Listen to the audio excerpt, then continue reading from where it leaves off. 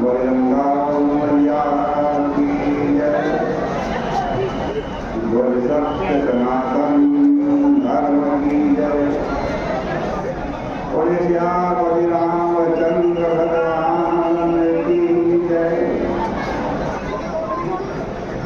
पतित पावनी कलिमल हारिणी मंगलकारी मोक्षदायी माता मैया का ये पवित्र तीर्थ अगली पैड़ी ब्रह्म कुंड है।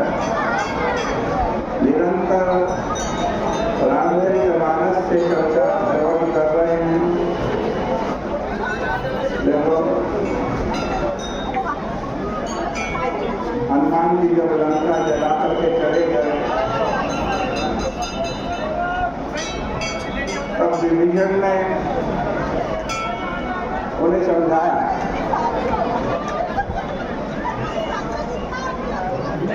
कि रावण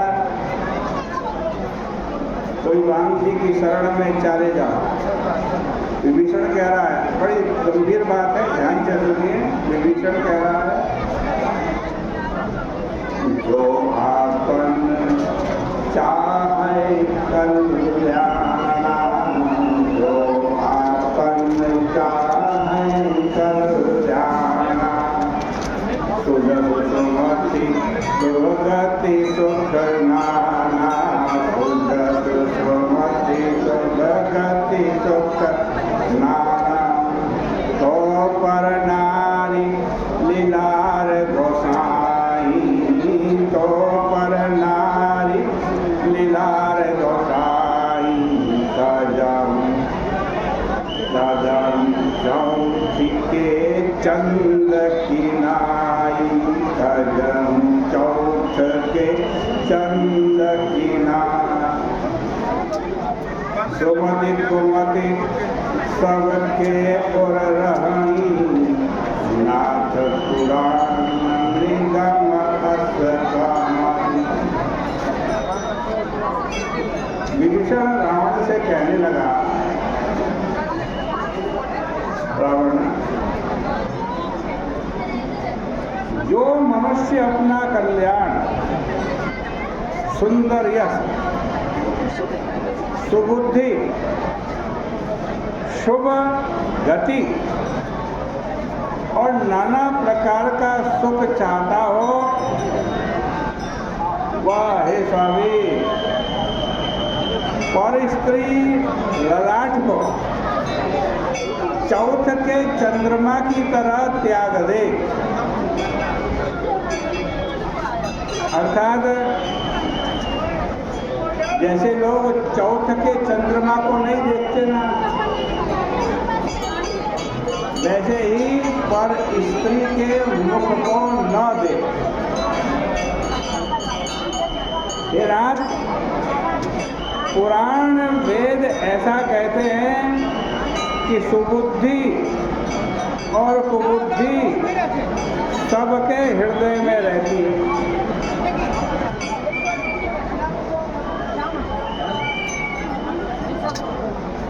देखो, विभीषण के प्रति लोगों के अंतःकरण में एक विचित्र सी भावना है। विभीषण के प्रति बहुधा लोग विभीषण को देशद्रोही, भातृद्रोही के रूप में प्रस्तुत करते हैं। और घर में कोई ऐसा व्यक्ति पैदा हो जाए, ऐसा व्यक्ति हो, ऐसा भाई हो कि वो घर से द्रोह करने लगे तो लोग कहते ये विभीषण बन गया।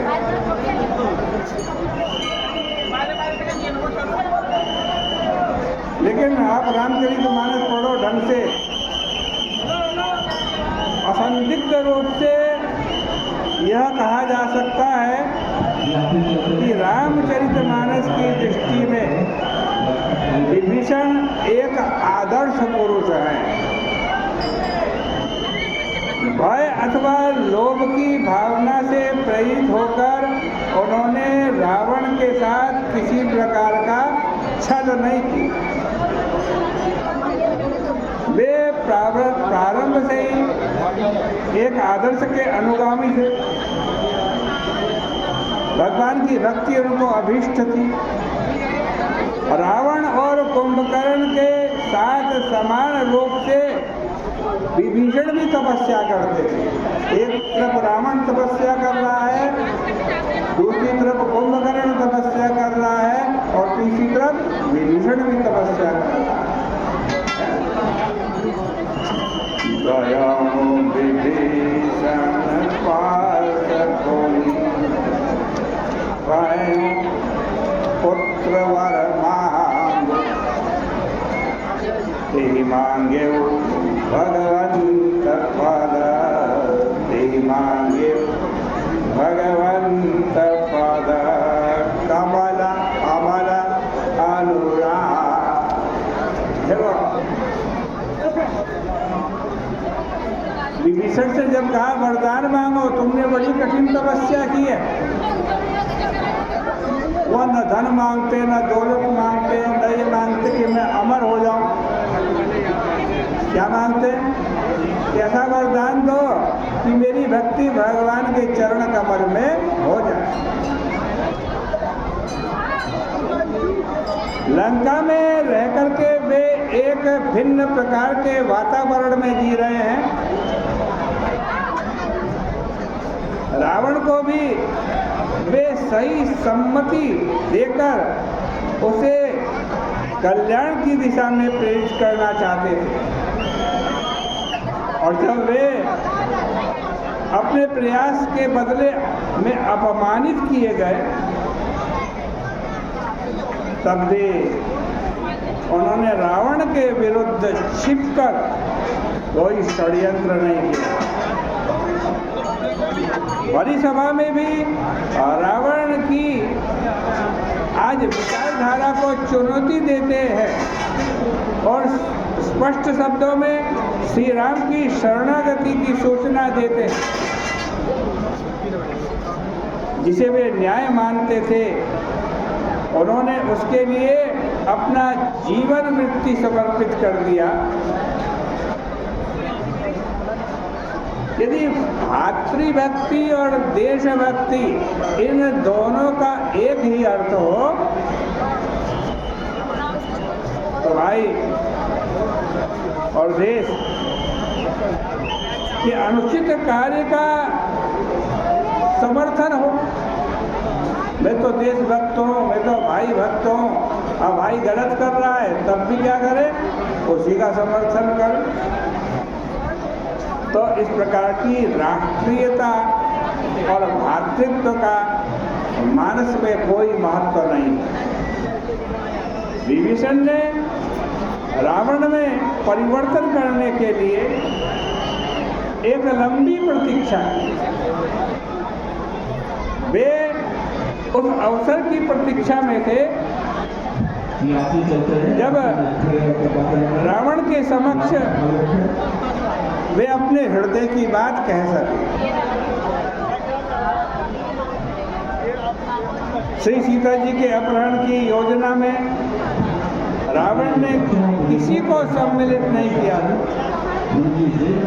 मंत्रिमंडल के समक्ष यदि उसने इस प्रश्न को विचारार्थ रखा होता रावण ने, तो विभीषण प्रारंभ में ही उसका विरोध करते। बंदी बनी हुई सीता जी को अशोक वाटिका में जिन राक्षसियों के संरक्षण में रखा गया, लगता है उसमें त्रिजटा की उपस्थिति विभीषण की प्रेरणा का परिणाम है। वे रावण के अन्याय की क्रूरता को कम करना का प्रयास करते रहे।